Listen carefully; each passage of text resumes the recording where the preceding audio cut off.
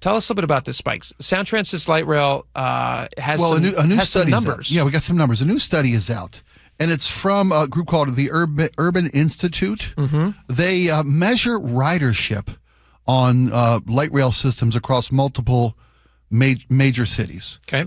For example, San Francisco, Boston, L.A., San Diego, and Seattle. And according to these numbers, Seattle's the number one light rail. Sound Transit's light rail is the number one market for rider usage in America. So they have the most riders, the most daily boardings of any light rail system in the U.S. In the United States, and it's not based on tickets sold, because we know they don't sell tickets. A fair amount of people are jumping, or absconding.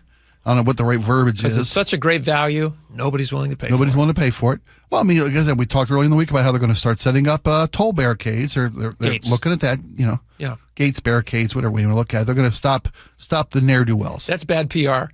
Toll barricades. Well, gates is a nicer word. Not today on Capitol Hill. Anywho, 155,000 daily boardings. Okay. For light rail, and they use. I assume that's coming and going. Yeah, coming and going, and they cite a couple of different elements to this. Of course, it's baseball season. These are numbers up from March to April of 2026. Sure. The start of baseball season always adds to the uses of our light rail system. The fact that it's now going across the lake, opening up that.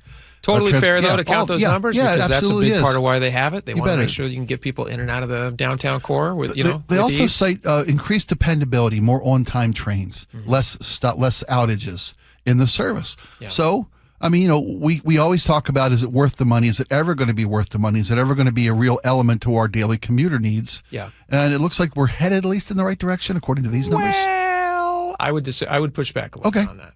Well, see, I was curious. Do you trust these numbers? Do you trust? I was going to say, that's the other thing. How are they collecting these numbers? Like, I did have a few questions about this. How are they collecting these numbers? Because it's actually quite high tech, isn't that right? They use lasers. Laser beams. They use lasers to sharks with freaking lasers on their heads. They set up monitoring stations at all these different urban systems. I'm trying to find the right words here. And then they just count how many people get on stations, and then all along all the lines. Firing laser beams at people. Yeah. And every time it's tripped. When somebody walks through a laser beam, it counts. Unless some kid's, jumping back and forth 6 times to goose the numbers. Yeah. I think it's probably pretty accurate numbers, pretty true representation. It's not the cities, it's not Sound Transit telling us these numbers, right? It's not Dow telling us how great they're doing and they're number one in the country. It's definitely not ticket sales. So how do they get the lasers there? Like, who put the lasers in? That's my question. One of my questions is, who put is Sound Transit putting in lasers to count people? Is that what is that what's happening? I didn't see that in the story. I imagine it's this institute, this Urban Institute, that does these studies. Who gave the Urban Institute the right to go put lasers in? I imagine they have been contracted by these various cities to find out how effective, how popular their light rail systems are. Yeah. Because these numbers are important. The city wants to know if what they're doing is working, where can they improve, what stops it from being effective, these computer systems.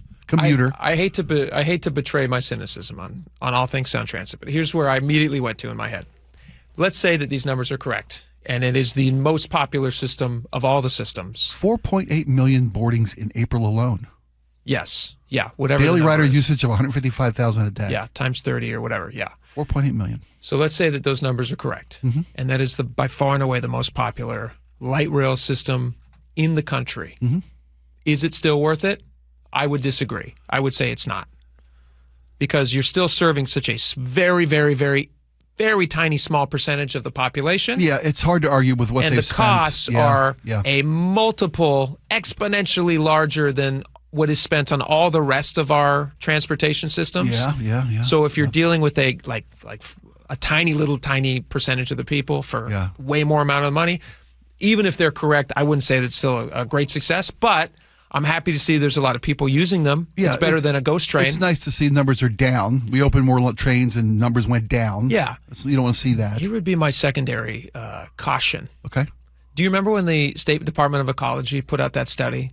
And they were very excited. They said, hey, guys, we finally got some metrics we'd like to share with you on fighting carbon. Yeah. Boy, have we fought so much carbon. Yeah, something about a decimal point or something. And they said, because of these projects, we've reduced emissions by 7.5 million metric tons, and everybody patted them on the back. They sent out press Seattle releases. Times, everybody was like, this is the most amazing thing in the world. They took a low-energy victory lap. And then our buddy over there at Washington Policy Center, Todd Myers, took like a 2-minute look at the thing that they had all read and put out, and he said, "Oh, guys, by the way, you kind of missed a couple of things. You dropped a digit here, buddy. It's not 7.5 million metric tons. It's 78,000. Yeah. So you're only off by 96%. Yeah. Now, these are serious professionals. Yeah. In a department that spends millions and millions of dollars a year trying to get it right. Yeah. And they see a document and they put it out for everybody to read, and they're off by 96%. Yeah. Well, again, that's why I'm saying this isn't from Sound Transit. This isn't from Dow Constantine. Even further, I would say, if it's a research group who is motivated to want to see high numbers, I would question if those numbers are accurate. I don't know. That's a fair amount of cynicism to bring into it. Skepticism. Skepticism. Yeah, that's valid skepticism. Sure. Because these people are working for these cities, and if they give back good numbers, there's likely they'll get hired again to work for these cities and systems. It's also, it's one of those things where you're yes, exactly that. You are financially motivated. You're financially motivated to want the system to be successful. Incentive to bring good news. Yes. Yeah. Let me ask you a question. Yeah. You may have seen different things. I pass every day between my commute is between 7:20 in the morning and whenever I arrive. So depending on traffic, lately because Revive I-5 is temporarily paused, it's been a lot faster. So I'm usually into work by about 8:30. In weeks past, it's been when it was an hour 30-minute commute for you. 9:30, something like that. Yeah. But I'm driving in, and what I would assume would be kind of a high traffic time for those trains. That's when the most cars are on the road. You'd think that's the high volume time for the trains. Well, I would assume that at like 7:30ish. Are you still seeing ghost trains? Well, I'm seeing trains that are like not nearly full, and if they're telling me that it's the most full they've ever been, then well, they're not talking. Remember, we projected capacity at max capacity for every train all day. It was like 3 times this number, right? Wasn't it close to 500,000 a day? They would need to run passenger-wise. If they ran full trains for every minute of the day that they were operating. Yeah. But my question would be, I'm driving in the highest traffic time for these trains to be full, and I'm not seeing full trains. Now, maybe I'm just not seeing the full trains. Maybe my eyes are lying to me because of my bias against Sound Transit, and I don't want to see full trains. Yeah. That's very possible. It's possible, sure. So who knows? But, I mean, the parking garages are full. I mean, if that's any indicator, right? I know they built small parking garages, but it's an ongoing problem everywhere you go. Parking garages? They're like 200 cars. Grossly undersized. Like 200, 300 cars, 400 cars maybe? It varies from location to location. Mine's a micro lot, I think, pretty much. It's got 2 stories with a big hole in the middle. Yeah. Right. Right. The 3rd-story parking garage at my particular train stop is all buses. There you go. I mean, so... And they're hiding those there because they're like, hey, everybody get off the bus and get on a light rail. I hadn't even thought about that. It's people taking buses to the light rail. Is it people parking to take the bus, too? Are people parking to take the... Very possibly. Possibly. I hadn't even contemplated that. Possibly. Yeah. Yeah. So, whatever. I mean, if they got riders, great. I'm happy. Yeah. I'm happy for them. People who love the train, boy, do they love that train. People in Ballard, they would love the train. Unfortunately, it's not going to get to them. They would love to love this train. They would love to love this train. They really would. Unfortunately, they don't have that opportunity.